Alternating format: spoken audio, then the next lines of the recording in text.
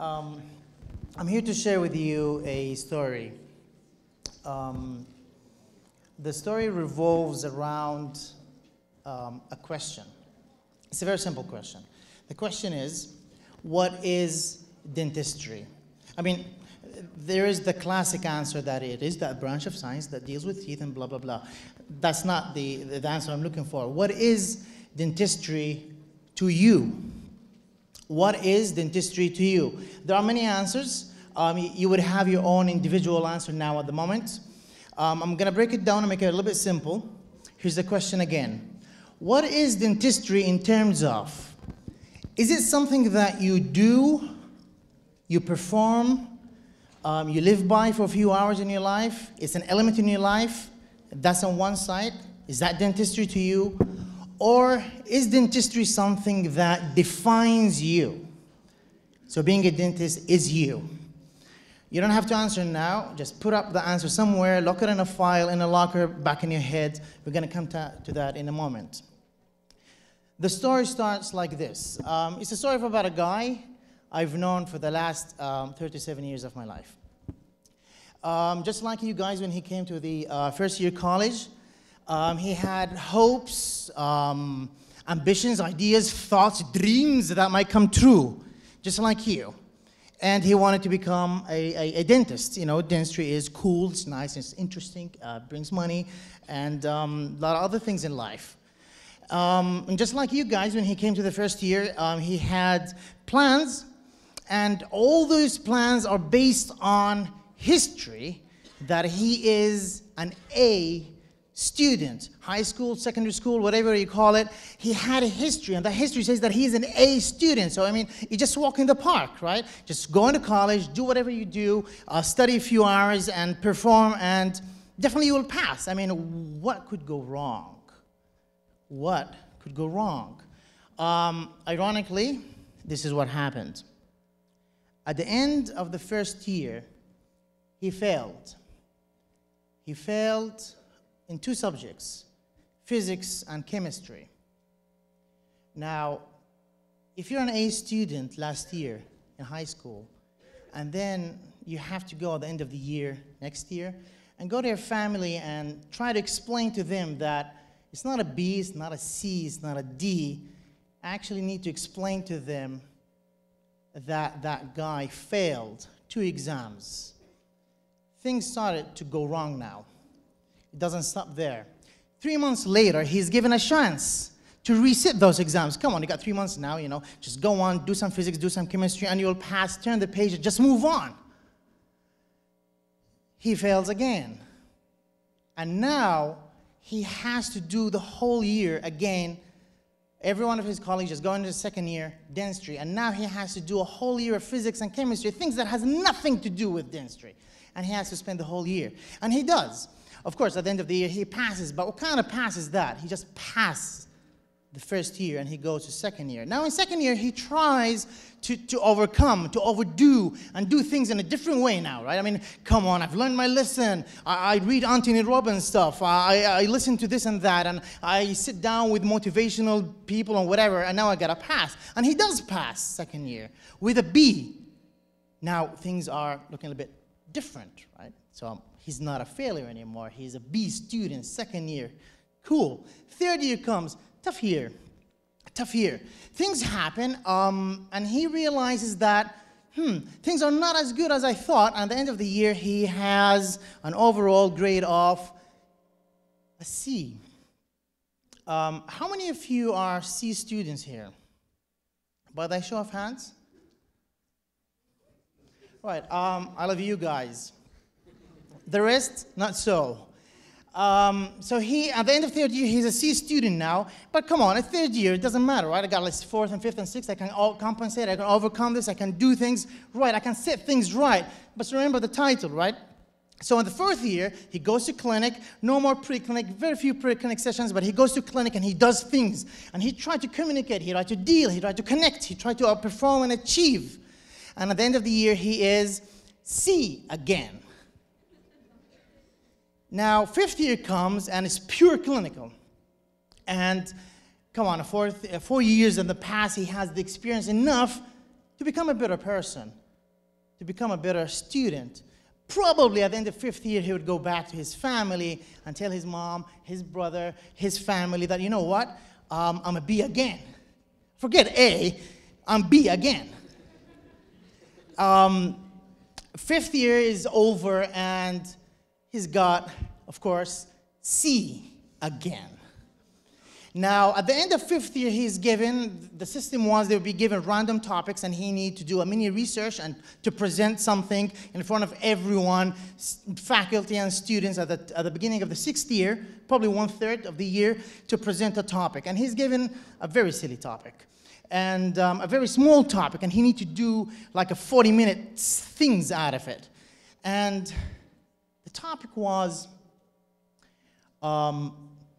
oral manifestations of smokeless tobacco.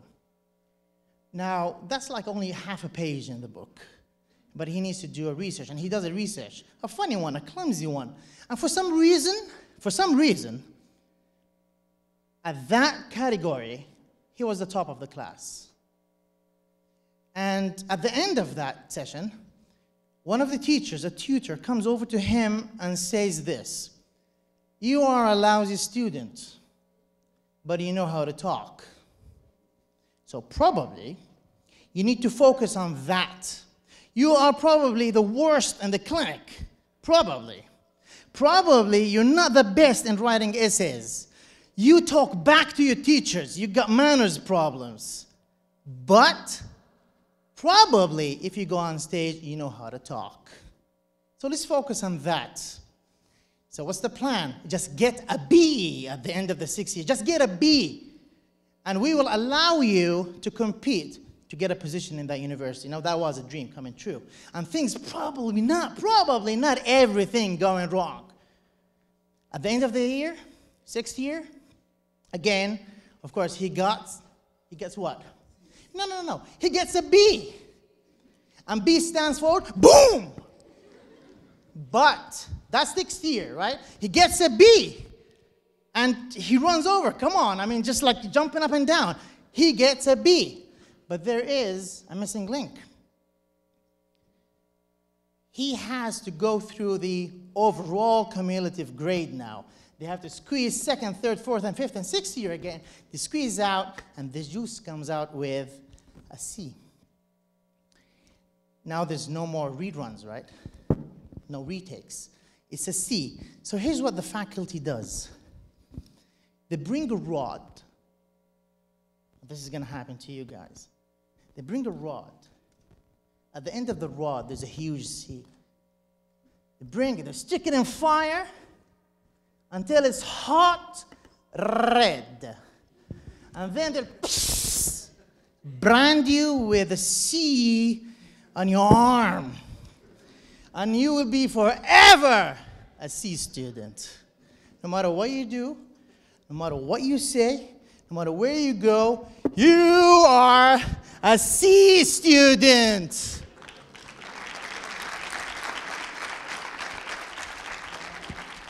You apply for a job, C.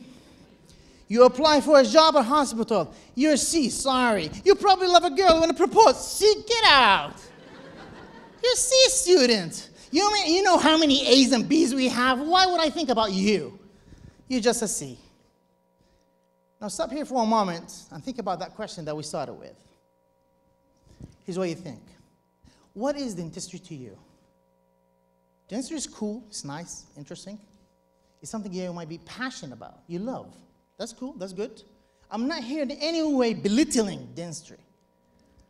But is dentistry something that you do, or is it something that defines you? If you fall into the trap, here's what I'm going to say. If you fall into the trap of allowing dentistry to define you, every time you hear a C student, it means later on you're a C dentist, and because it defines you, a C dentist is a C person. You're a C person. Because dentistry is your life. It's you. Everything about you is about dentistry. Everything about dentistry is something that you want to stick to your life. If you go on Twitter and your bio says, I'm a dentist, hug, hug, kiss, kiss, then you got a problem. Dentistry is a job, it's an education, something that you do, you perform, you love, you got passion for, but it does not define you. Not only for C students, even if you are an A or B student, by the way, that's a whole different topic, but if you are an A student or a B student and later on you're an A or a B dentist, you will fall into the delusion that you are an A person. Dentistry is just an element in your life. It's an amazing element. It's a huge element, probably the biggest element, but it does not define you. You are more than just being a dentist. Because, again, let's go back for a moment. If you allow yourself to fall into that trap, every time a C student is mentioned, you're an average guy. Because you allowed yourself to be defined by that. And are you an average guy? Hell no, I'm not an average guy. If you are, raise your hand. You're not. You're not an average guy. You could have been a C student. You got that brand here forever to remind you where you've been, what you've done, to remind you of your mistakes. But it does not define you. So what about that failure? What happened to him? Now, that guy decided, okay, fine. I'm a C student, but I'm not an average guy. So I need to work on something. Is he the best? No, far from it. He's not the best. Did he do something impossible? No, it's the easiest thing that he's done. All he did was this. He was standing here, and the whole society, the dental society, wrapped him in that little box with lots and lots and lots of duct tape, and there's a huge C in the front of it. All he did was walk out. That's it. He decided that this would not define me. So what I'm going to do is, what he's going to do is, everything ordinary, he's going to bring a little extra into it. That's it. A little extra into it. So, you love poetry? Fine. Passionate about photography? Go for it. You're a diver? Cool. You're a blogger? Go for it again. You're an activist? Just be it. You'll be surprised to know that when he carried on living in that trap of being a C student and allowing himself to be defined by that C, every time he knocks at the doors, the answer is the same. Sorry. Why? You're a C. Why would you go for a C? I wouldn't go for a C. If I have a choice between an A and a B and a C, I would be crazy, I'd be nuts to choose the C. But why would I reject him? Because he said he's a C. He says he's a C. Of course I'm going to kick him out. I won't take him until he proves and says that he's A or at least B. So once he decided to go out of that and burst out that bubble, dentistry is just an element. You could be good at it, amazing about it, but not defined by it. Now that failure, stopped doing that, and he changed the course of his life. And here is a list of few things that he managed to do in the last 7 years. Currently, he's top left. Currently, he's a consultant in orthodontics. He's a clinic instructor, he's a teacher, he's a researcher, and he's the head of his department. He's the director of a center. And he's the head of the student society when he was abroad. When he finished university at the UK, he is now the alumni representative of his university in Saudi Arabia. Now, on this very stage in 1997, he was among the group, the first group that created acting in Faculty of Dentistry.